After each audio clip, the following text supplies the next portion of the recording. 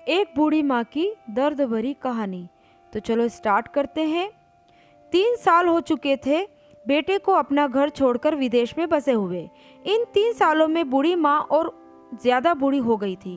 75 वर्ष की उम्र में सुलोचना देवी की याददाश्त काफी कमजोर होती जा रही थी। उन्हें रोजमर्रा की चीजें याद न रहती, लेकिन जो उन्हें हमेशा याद रहता वह था उनका बेटा। दिन हो या रात, एक पल भी ऐसा न होता जब उन्हें अपने बेटे की याद न आती। दूसरी तरफ बेटा था जो साल भर में एक आध बार अपनी माँ को फोन कर लिया करता और 2 मिनट से ज्यादा बातें भी ना किया करता। फिर भी यह बूढ़ी माँ टकटकी लगाए अपने बेटे का इंतजार करती रहती। एक दिन बेटे का विदेश से फोन आया।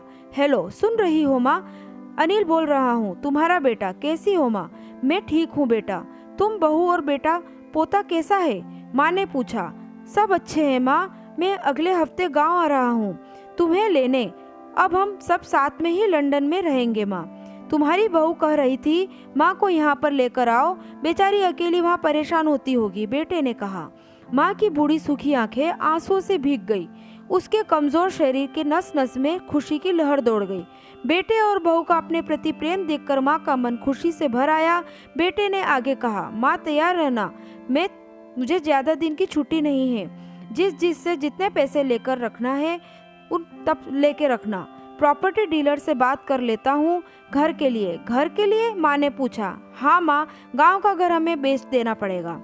अब हम साथ में ही रहने वाले हैं तो वहाँ पर घर रखने का कोई मतलब नहीं है, बेटे ने कहा। बुढ़ापे की वजह से ठीक से चलने में असमक्ष माँ ने पूरे मोहल्ले में घूम घूम कर अपनी इस खुशी को सबको सुनाया।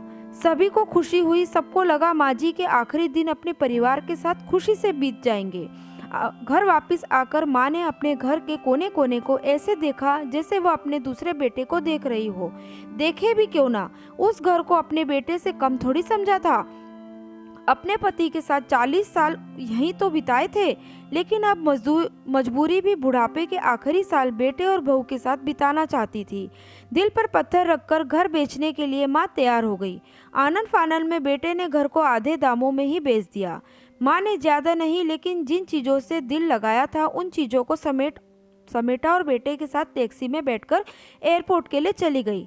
एयरपोर्ट पर आकर बेटे ने माँ से कहा, माँ तुम यहाँ बेंच पर बैठो, मैं सामान और बोर्डिंग पास की जांच करा कर आता हूँ। वहाँ वक्त लग सकता है और खड़ा भी रहना पड़ेगा, तुम्हें तकलीफ होगी, तुम यहीं आराम करो। मैं यूं गया और यूं आया। माँ बेंच पर बैठ गई और बेटा अंदर चला गया। काफी समय हो गया, बेटा वापस नहीं लौटा। माँ सोचने लगी ज्यादा भीड़ होगी इसलिए देर लग रही होगी। अंधेरा होने को आया। अब तो लोगों की चहकदमी भी कम होने लगी। माँ को अब चिंता होने लगी। एक कर्मचारी ने आकर पूछा, किससे मिलना है माँ जी आपको? यहाँ पर क्यों बैठी हो? डरती हुई आवाज में सुलोचना देवी बोली, मेरा बेटा अंदर सामान की जांच कराने गया है, लंदन जा रहे हैं हम। क्या नाम है माँ जी आपके बेटे का?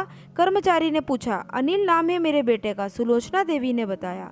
कर्मचारी अंदर गया और थोड़ी देर बाद बाहर लौटा। उसने सुलोचना देवी से कहा, माँ जी लंदन जाने वाली फ्लाइट तो दोपहर में ही जा चुकी है और आपका बेटा भी उस फ्लाइट में बैठकर लंदन जा चुका है। अब आपके यहाँ बैठने का कोई मतलब नहीं है, आप भी अपने घर चली जाएं। क्या जा चुका है? और घर जाऊं? घर? माँ की आंखों में आंसुओं का सैलाब उठने लगा। जैसे तैसे माँ घर पहुंची तो अब उसका था ही नहीं, बिक चुका था। वो वहीं बरामदे में तुलसी के पास जाकर सो गई। घर के नए मालिक को उस पर दया आई तो एक कमरा किराए से उसको दे दिया।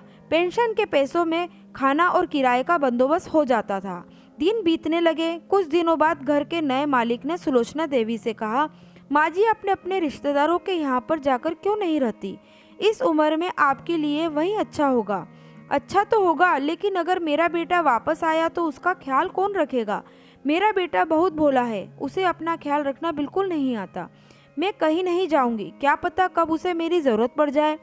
माँ ने कहा, दोस्तों सच बता रहा हूँ। माँ की ऐसी बातें सुनकर मेरी आंखों में आंसू आ गए।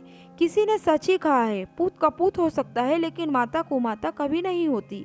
दोस्तों, आप सभी से हाथ जोड़कर विनती करती हूँ, अपने माता पिता की जितनी हो सके सेवा करना, उनके साथ कभी बुरा बर्ताव मत करना। ये कहानी आपको कैसी लगी मुझे कमेंट बॉक्स में ज़रूर बताइएगा। आगे भी ऐसी ही कहानी आपके लिए लाती रहूं, इसके लिए आप मेरे चैनल को लाइक और सब्सक्राइब करना ना भूलिएगा। आप कहानी तो पढ़ लेते हैं लेकिन एक लाइक भी नहीं करते, सब्सक्राइब भी नहीं करते। ये सब बनाने में बहुत मेहनत लगती है। आपका कमेंट ही है जो हमें मोटिवेट करता है। धन्यवाद।